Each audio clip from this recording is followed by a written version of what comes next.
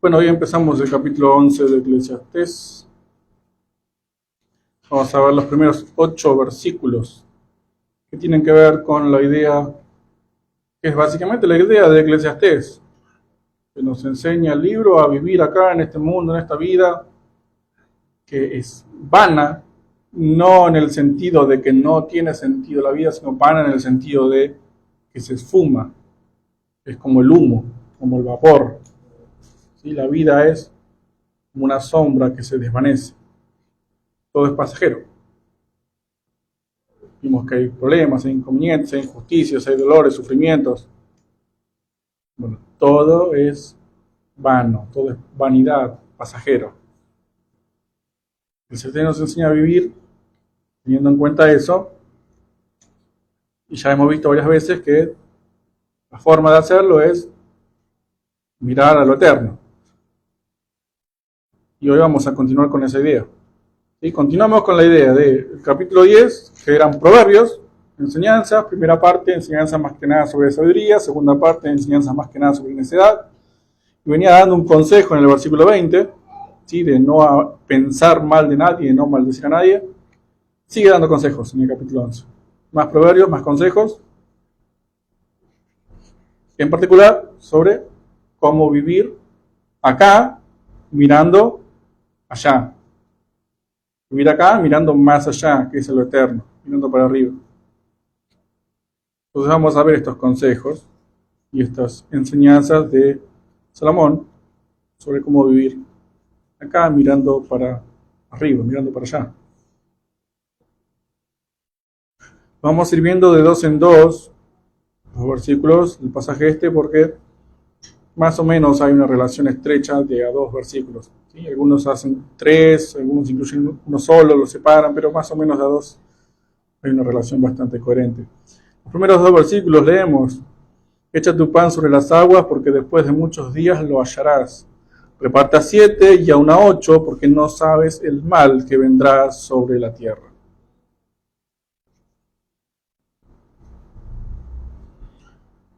Es un consejo, ¿sí? Es un consejo, un proverbio en dos versículos. Echa tu pan sobre las aguas, porque después de muchos días lo harás. Vamos a ir viendo qué significa esto, porque es una metáfora, una analogía. Tenemos que ver qué es el pan, qué son las aguas, qué es encontrarlo, qué es repartir a 7, qué son 7, qué son 8, qué es el mal. Es bastante sencillo en realidad. Tiene un significado concreto y de ahí uno puede aplicarlo a otras cosas siempre y cuando tenga que ver con eso. Ahora lo vamos a ir viendo. El pan tiene que ver con las posesiones, con lo que uno tiene. ¿Sí? Puede ser comida o puede ser cosas, puede ser dinero. Las aguas, pensemos en aguas que tienen una corriente. Vos tiras algo al agua con corriente, se va. Uno tira algo al agua y probablemente no lo recupere.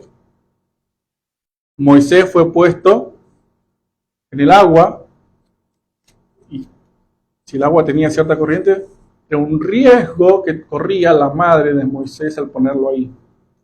Entonces las aguas vendrían a simbolizar un riesgo. Uno corre, tomar una decisión riesgosa. También puede significar personas, ahora lo vamos a ver, dentro del significado original, del primer significado de riesgos. Después de muchos días de lo hallarás, es recompensa. Significa entonces, yo tengo algo, lo utilizo, lo doy, lo suelto, y después de un tiempo obtengo cierta recompensa. Y lo tiro al agua, pero lo voy a encontrar. Dios me dice que si yo hago esto, si yo tomo ciertos riesgos, voy a obtener ciertas recompensas.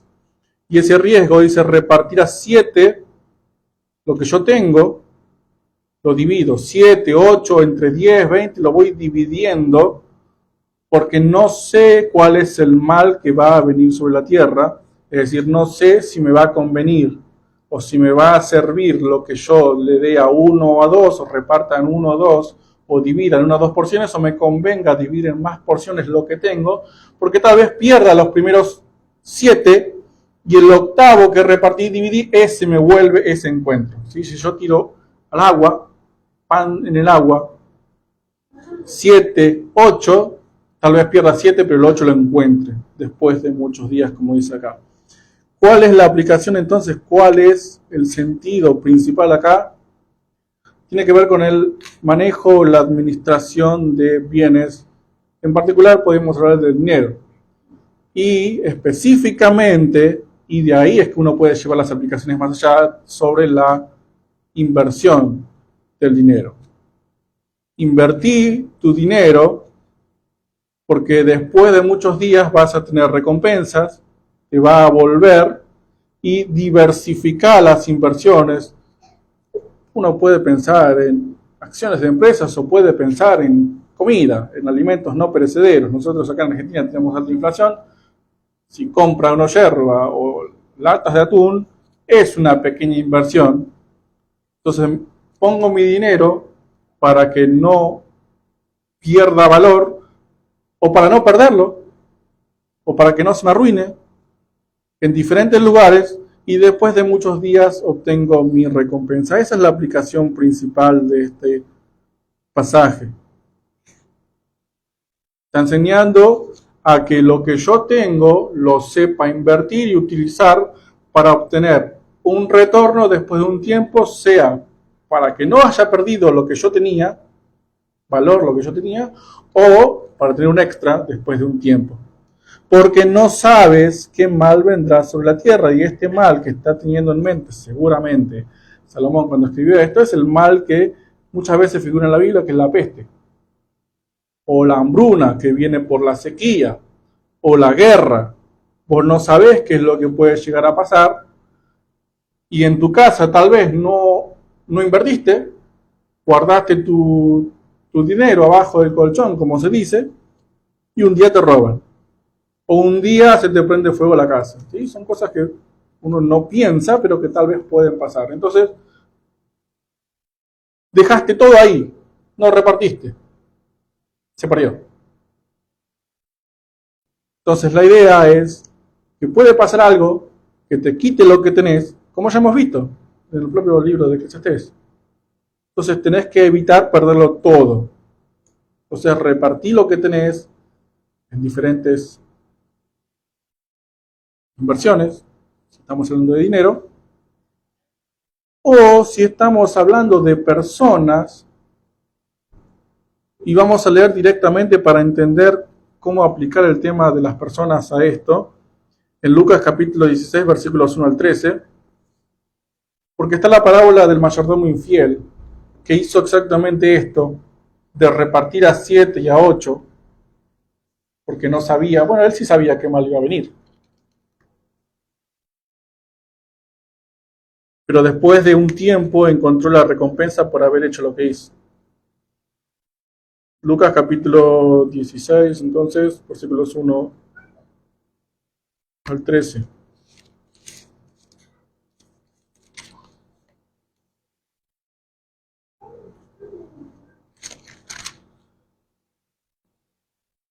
Dijo también a sus discípulos: había un hombre rico que tenía un mayordomo, y este fue acusado ante él como disipador de sus bienes, es decir, administraba mal las cosas, o robaba.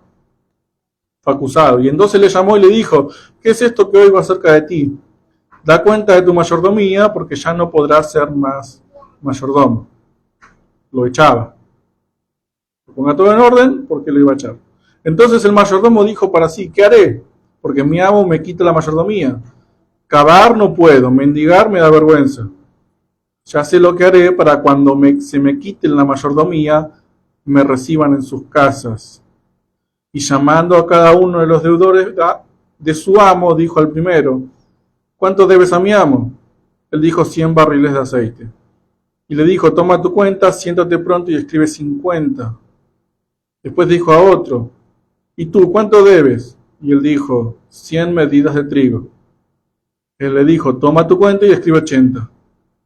Y alabó el amo al mayordomo malo por haber hecho sagazmente, porque los hijos de este siglo son más sagaces en el trato con sus semejantes que los hijos de luz. Y yo os digo, ganad amigos por medio de las riquezas injustas, para que cuando éstas falten, os reciban en las moradas eternas. El que es fiel en lo muy poco, también en lo más es fiel. El que en lo muy poco es injusto, también en lo más es injusto. Bueno, ahí sigue. Vamos a leer hasta ahí. En realidad terminaríamos en el 8 y el 9. El 9 sería la lección. Y lo que hizo este hombre fue, con lo que tenía, ganó favores de las personas. Lo hizo mal, ¿sí? Porque siguió estafando a su amo. Pero está diciendo Jesús esta idea de repartir a 7 y 8. De lo que tengas, ya lo habíamos visto ese pasaje, lo que vos tenés, tus bienes, utilizarlos para hacer bien a otras personas, para que después de muchos días, después de muchos días hallarás recompensa. Y si vos tratas bien a la gente, con los bienes que tenés, repartís a 7 y 8, vas por la vida haciendo bien a las personas, va a haber un retorno de uno que eso hace. Sea directamente de esas personas, como pasó con el mayordomo infiel, o de Dios. ¿Sí? Cuando éstas falten, os reciban en las moradas eternas.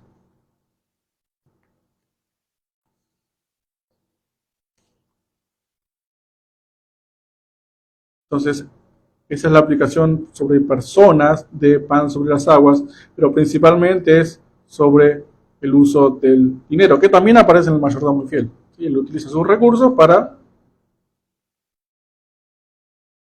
hacer bien a unas personas. También lo hizo de mala manera, pero lo que destaca Jesús es que hizo bien a personas para obtener recompensa después. Y ahora vamos a leer la parábola de los talentos en Mateo 25, versículo 14, donde Jesús destaca, o la parábola destaca, el tema de las inversiones.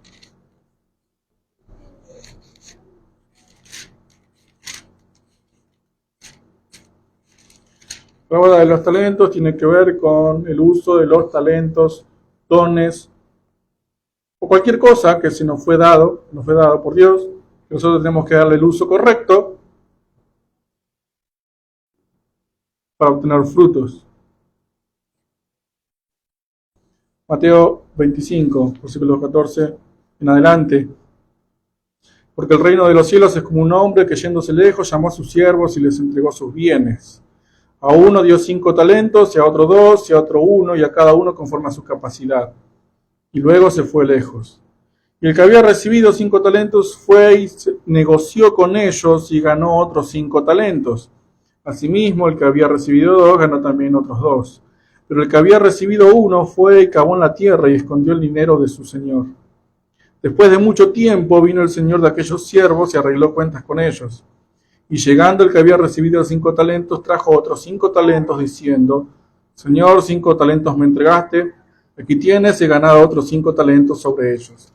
Fíjense, este hombre invirtió lo que tenía, y su señor le dijo: Bien, buen siervo y fiel, sobre poco has sido fiel, sobre mucho te pondré, entra en el gozo de tu señor. Llegando también el que había recibido 2 talentos, dijo: Señor, 2 talentos me entregaste, aquí tienes, he ganado otros 2 talentos sobre ellos. El Señor le dijo: Bien, buen siervo y fiel, sobre poco has sido fiel, sobre mucho te pondré, entra en el gozo de tu Señor. Pero llegando también el que había recibido 1 talento, dijo: Señor, te conocía que eres hombre duro, que ciegas donde no sembraste y recoges donde no esparciste, por lo cual tuve miedo y fui y escondí tu talento en la tierra. Aquí tienes lo que es tuyo. Este no lo invirtió. Respondiendo su señor le dijo: Siervo malo y negligente, sabías que ciego donde no sembré y que recojo donde no esparcí. Por tanto, debías haber dado mi dinero a los banqueros, y al venir yo hubiera recibido lo que es mío con los intereses. Quitadle pues el talento y dadlo al que tiene 10 talentos. Porque al que tiene le será dado y tendrá más, y al que no tiene, aun lo que tiene le será quitado.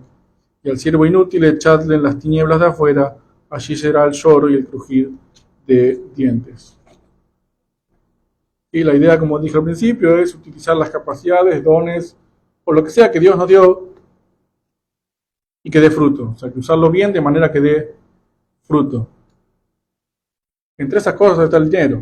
O sea, uno no puede ir por la vida malgastando. Uno tiene que utilizar el dinero de forma correcta, apropiada, de manera que se obtenga frutos. Y una de esas formas apropiadas es invertirlo. De hecho, lo que siempre se tiene que hacer es invertir el dinero. Uno cuando compra comida la está invirtiendo porque lo que le devuelve cuando compra comida es alimento. Todo lo que traiga beneficio con el dinero es inversión. Entonces hay que utilizar bien y no siempre lo mismo, sino que repartir. Bueno, esto lo gasto, esto lo uso, esto lo guardo en casa, esto lo pongo en el banco, esto lo pongo en un plazo fijo, con esto compro dólares, divido. Porque no sé qué es lo que va a pasar en adelante, no sé qué es lo que va a servir, no sé qué es lo que va a pasar, no sé. Entonces, divido, reparto 7 y 8, y después de mucho tiempo voy a tener recompensa. Si yo hago así, voy a tener recompensa. Voy a encontrar mi pan que tiré en el agua. ¿Sí? Con el dinero, con las cosas y con las personas.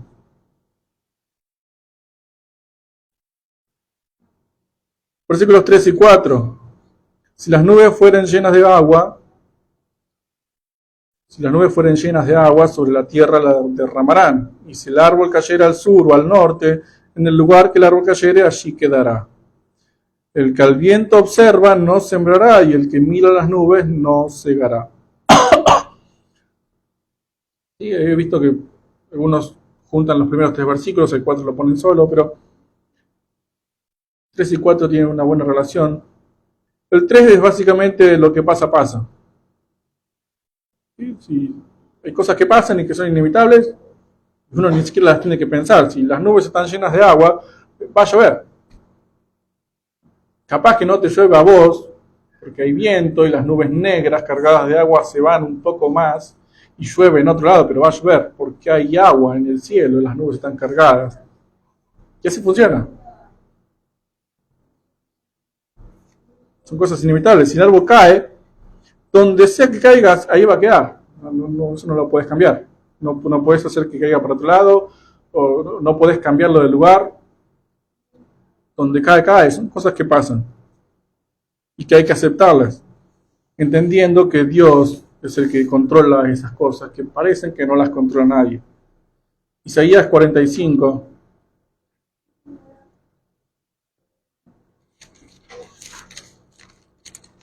Versículo 7.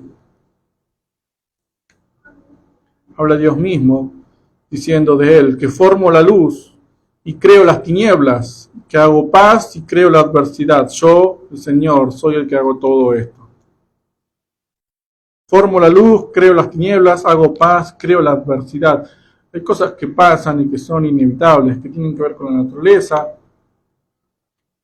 o con cosas que nos pasan a nosotros, que son buenas o que son malas. Dice, yo soy Dios el que hace todo esto, todo. Entonces es inevitable. Lo que pasa, pasa. Jeremías capítulo 10, versículo 23. Incluso uno mismo es incapaz de controlarse a sí mismo. Jeremías 10:23. Conozco, oh Señor, que el hombre no es señor de su camino, ni del hombre que camina es el ordenar sus pasos. El hombre no es señor de su camino, ni del hombre que camina es el ordenar sus pasos. O sea, ni siquiera tenemos el control sobre nuestra propia vida, sobre nuestro propio destino. Así que cuando dice acá que las nubes están llenas de aguas, llueve, el árbol cae y se queda, bueno, son cosas inevitables, incluso nuestro destino es inevitable. Dios lo controla todo, lo que pasa, pasa. Y teniendo en cuenta eso, es que leemos el versículo 4, que dice que el que al viento observa no sembrará, el que mira las nubes no segará. Es decir, el que mira pequeñas cosas, pequeños peligros o pequeños obstáculos y se detiene por eso, se queda sin hacer nada, se paraliza.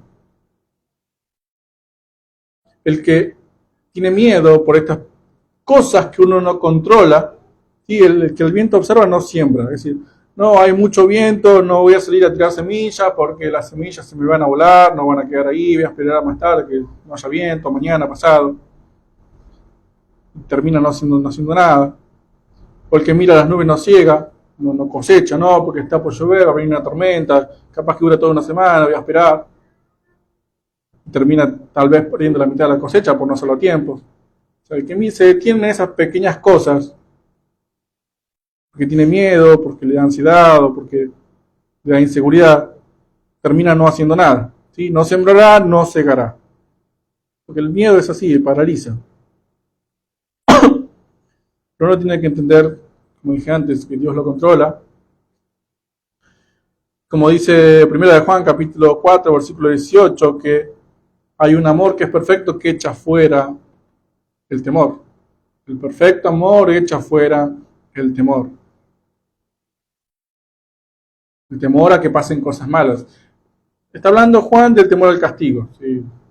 Más bien que uno, cuando tiene miedo, si uno hace las cosas por miedo, si uno obedece la vida por miedo, no entiende el amor, dice Juan, porque uno está teniendo miedo de que Dios lo castigue, o de que Dios le haga daño, y eso no es el verdadero amor.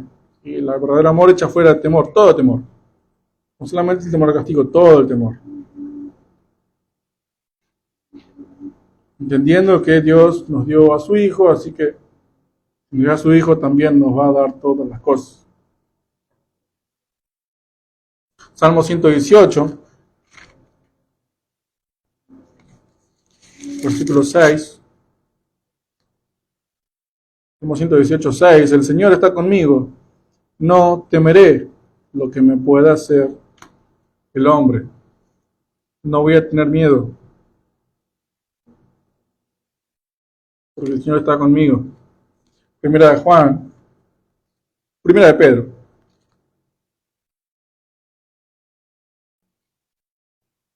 Primera de Pedro, capítulo 5, versículo 7.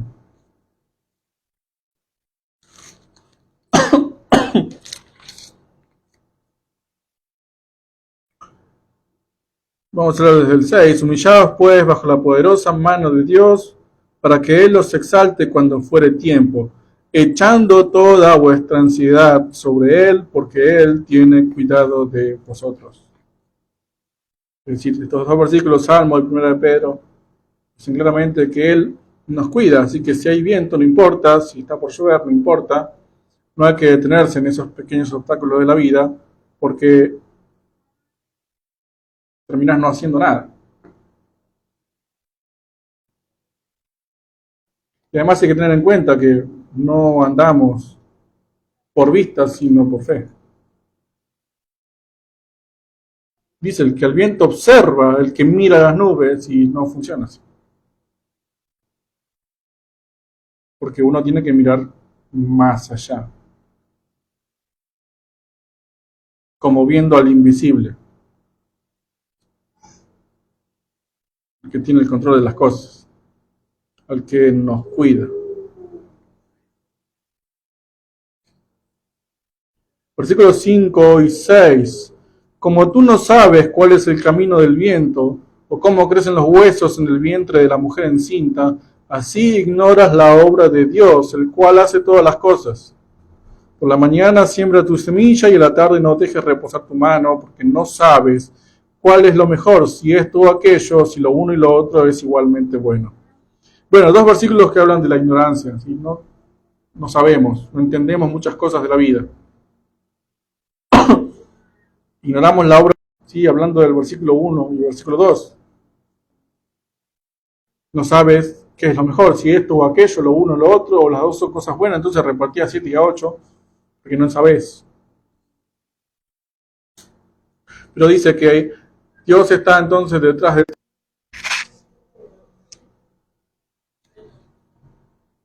Bien, volvimos después de que yo corté.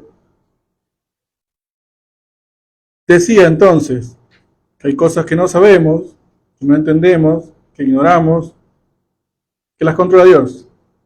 Como ya vimos en los versículos anteriores, lo dice claramente el versículo 5, Dios está detrás del telón, orquestando todo, controlando todo, manejando todo. Isaías capítulo 55, versículos 8 y 9. Isaías 55, 8 y 9. Dice Dios, porque mis pensamientos no son vuestros pensamientos, ni vuestros caminos mis caminos, dijo el Señor. Como son más altos los cielos que la tierra, así son mis caminos más altos que vuestros caminos, y mis pensamientos más que vuestros pensamientos. Él está ahí, ordenándolo todo, controlándolo todo, haciéndolo todo, y aunque lo ignoremos, no lo entendamos, es así. Y no tenemos por qué tratar de comprender absolutamente todo lo que Él hace, porque dice Deuteronomio capítulo 29, versículo 29, que hay cosas secretas que Dios no reveló. Dice que hay cosas que Dios sí reveló, que son para nosotros y para nuestros hijos, pero que hay cosas secretas que Él no reveló. Y no lo va a revelar. Y vamos a seguir siendo ignorantes en la obra de Dios. Y entonces, como hay cosas que no entendemos o que no sabemos, conviene por la mañana sembrar la semilla y en la tarde no dejar reposar la mano. Es decir, ser diligente, mejor asegurarse de obtener recompensa, de obtener beneficios, de hacer las cosas bien porque no sabemos qué es lo que puede pasar. Proverbios enseña acerca de la diligencia, capítulo 10, versículo 4. Proverbios 10, 4. La mano negligente empobrece, y es la que se queda quieta, la que tiene miedo, mas la mano de los diligentes enriquece. ¿Sí? La mano diligente no reposa, dice acá, porque no sabe si conviene, si a la mañana yo siembro y esa semilla me va a dar buen fruto, o lo tengo que hacer a la tarde también, porque una me va a dar buen fruto y el otro no, o las dos me van a dar buen fruto, entonces no sé, conviene que haga las dos, y eso me va a dar riqueza, prosperidad. Capítulo 13 también de Proverbios, versículo 4. El alma del perezoso desea y nada alcanza, mas el alma de los diligentes será prosperada. Y el diligente reparte a 7, a 8, a la mañana, a la tarde, porque no sabe, mejor dicho, sabe que no sabe, y que no sabe cuál es lo que le va a convenir, qué es lo que le conviene. Entonces hace, y siempre va a obtener alguna recompensa. Capítulo 14, versículo 23, de Proverbios también. En toda labor hay fruto, mas las vanas palabras de los labios empobrecen. En toda labor hay fruto. Es decir, si uno hace, siempre va a tener fruto, recompensa o algún tipo de retorno. Entonces dice el versículo 6, no dejes de hacer, porque en algún momento va, no sé cómo vamos a hacer, pero que le la señal. Entonces la luz y el sol son cosas que todo el mundo ve y habla de algo suave, algo agradable. Tiene que ver con esto, que la vida en el mundo se puede disfrutar, que de hecho Eclesiastés manda a disfrutar la vida y que todos lo pueden hacer, porque habla de cosas muy normales, de comer, beber, de disfrutar el fruto del trabajo. Entonces la vida puede ser agradable para todos, para buenos y para malos, para justos e injustos, para piadosos y para impíos, porque es Dios el que controla todas las cosas. Mateo capítulo 5, versículo 45.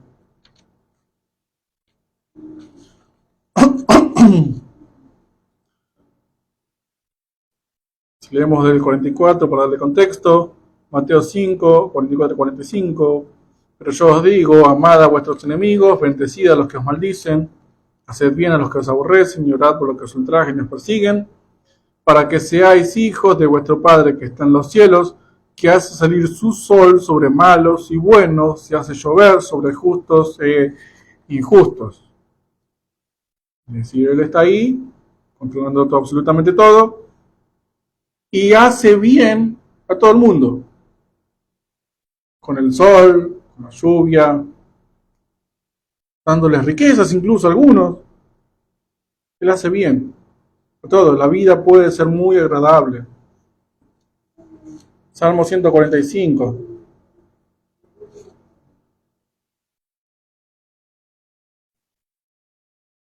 Versículo 9.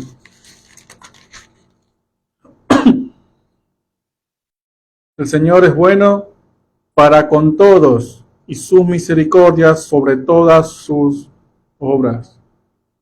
Él es bueno con todos, con todo el mundo, incluso con el malo, porque incluso Dios mismo, Jesús mismo manda y está diciendo, hagan bien a todo el mundo porque Dios hace bien a todo el mundo, porque Él es bueno con todo el mundo, sean buenos o malos ellos. Y sus misericordias sobre todas sus obras. Básicamente es bueno porque el mundo es suyo. El impío es suyo. Su creación. Tiene su imagen. Entonces Él tiene misericordia y bondad para con todos. Por eso todo el mundo puede disfrutar la vida. Pero, dice el versículo 8, hay que tener en cuenta una cosa. Aunque el hombre viva mucho y tenga mucho gozo, acuérdense que los días de las tinieblas serán muchos. Es decir, acuérdense que aunque disfrutes, tu vida sea muy agradable, esto es en especial para, más que nada para los incrédulos, para los impíos que creen tener la vida asegurada. Tienen que entender que aunque parezca que sí, que está todo seguro, en realidad la vida, como ya hemos visto, tiene sus días de tinieblas y de mal. Si hay quienes sufren menos, sea porque no les ha pasado tantas cosas para que sufran, o porque tal vez no sientan tanto el sufrimiento como tal vez otras personas sí. Sin embargo, uno no puede confiarse en que las cosas están bien. Eso dice, aunque todo parezca que color de rosas en algún momento, para algunas personas, acuérdense que la vida no es así, no es color de rosa. Puede ser agradable, por mucho tiempo, pero no es así la vida. Por eso está el versículo que te podemos aplicar a esto, que es el que piense que estar firme, mire que no caiga. Que crea que está firme, mire que no caiga, porque la vida no es así, no es tan fácil. Además, hemos visto que hay mucho mal, los días de tinieblas eran muchos, hay mucho mal en la vida, en la tierra. Y esto lo vimos en todo Eclesiastés. Capítulo 3, versículo 16. Vi más debajo del sol, en lugar de juicio, allí impiedad, y en lugar de la injusticia, allí iniquidad. O el capítulo 4, versículos 1 al 3. Me volví y vi todas las violencias que se hacen debajo del sol, y aquí las lágrimas de los oprimidos, sin tener quien los consuele, y la fuerza estaba en manos de sus opresores, y para ellos no había consolador. Solo era uno solo. Versículo 5 también del capítulo 4. Capítulo 5, versículo 13. Hay un mal doloroso que he visto debajo del sol, las riquezas guardadas por sus dueños para su mal. La cantidad de veces que Eclesiastés habla de males que vio, capítulo 6, versículos 1 y 2. Hay un mal que he visto debajo del cielo y muy común entre los hombres. Entre el hombre a quien Dios da riquezas y bienes y honra y nada le falta de todo lo que su alma desea, pero Dios no le da la facultad de disfrutar de ellos, sino que lo disfrutan los extraños. Esto es vanidad y un mal doloroso. Y más, capítulo 10, versículo 5, hay un mal que he visto debajo del sol, a manera de error emanado del príncipe, y lo leímos hace 2 domingos. Es decir, por más que la vida parezca, por momentos y para algunas personas, color de rosa, que no pasa nada, que no hay ningún problema, que todo está bien, agradable, la luz del sol, suave, todo perfecto. Acuérdense que la vida no es así, que en algún momento algo va a pasar. Uno no puede asegurarse y decir que linda mi vida, no pasa nada, qué feliz que soy. Sí, disfrutar ese momento, pero ten en cuenta que la vida no funciona así. Quizás te lo deja claro. Entonces, teniendo en cuenta lo que vimos hasta ahora acerca de la ignorancia de esta vida, de que no entendemos algunas cosas, que tenemos que obrar de determinada manera, diversificando nuestras inversiones o nuestros esfuerzos, y de que la vida no es siempre agradable. La idea es mirar más allá, como dije al principio. No mirar acá, donde las cosas no se ven, no se entienden, no son muy buenas del todo, sino mirar más allá, donde las cosas son fijas, no cambian y son eternas. Vamos a leer Hebreos capítulo 12, versículos 1 al 8.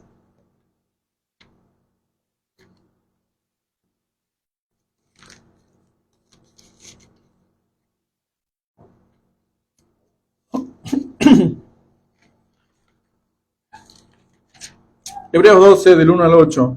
Por tanto, nosotros también, teniendo en derredor nuestro tan grande nube de testigos, despojémonos de todo peso y del pecado que nos asedia y corramos con paciencia la carrera que tenemos por delante, puestos los ojos en Jesús, el autor y consumador de la fe, el cual por el gozo puesto delante de él sufrió la cruz, menospreciando el oprobio, y se sentó a la diestra del trono de Dios. Considerad a aquel que sufrió tal contradicción de pecadores contra sí mismo, para que vuestro ánimo no se canse hasta desmayar, porque aún no habéis resistido hasta la sangre combatiendo contra el pecado. Y habéis ya olvidado la exhortación que como a hijos se os dirige, diciendo: Hijo mío, no menosprecies la disciplina del Señor, ni desmayes cuando eres reprendido por él, porque el Señor al que ama disciplina y azota a todo el que recibe por hijo. Si soportáis la disciplina, Dios os trata como a hijos, porque ¿qué hijo es aquel a quien el Padre no disciplina? Pero si se os deja sin disciplina, de la cual todos han sido participantes, entonces sois bastardos y no hijos.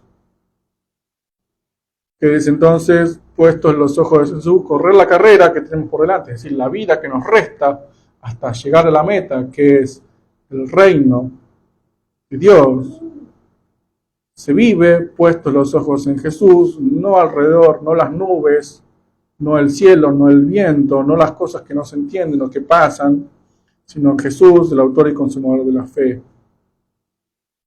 Considerarlo a Él, pase lo que pase, porque todavía no resistimos hasta la sangre combatiendo contra el pecado. Es decir, lo que nos pasó hasta ahora no nos hizo morir por el pecado, no nos hizo morir por Cristo. Todavía falta mucho más, entonces hay mucho más que resistir.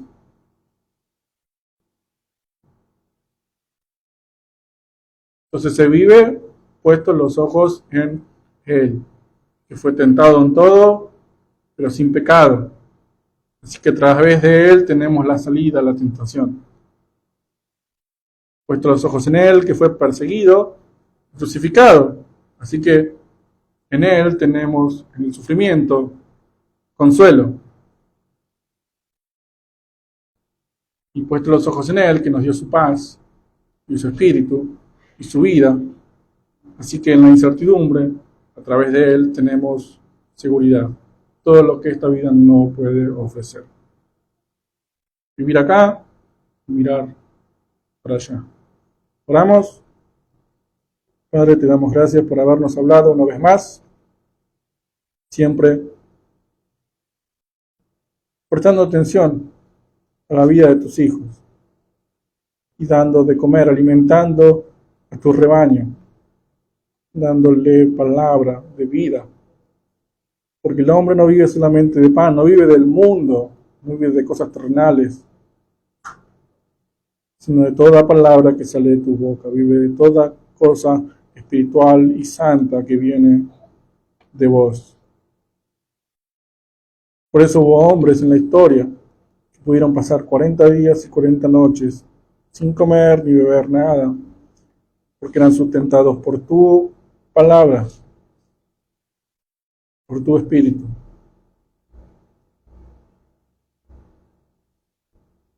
Y así es como tenemos que vivir, pensando y mirando en las cosas espirituales, pensando y mirando a Cristo,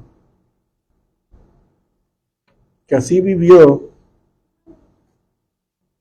para que nosotros mirándolo a Él podamos correr la carrera y vivir esta vida, que lamentablemente por causa del pecado no es tan grata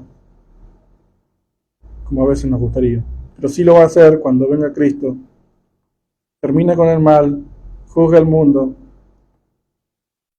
y nos lleve a vivir con Él para siempre. Gracias en el nombre de Él, de Jesús. Amén.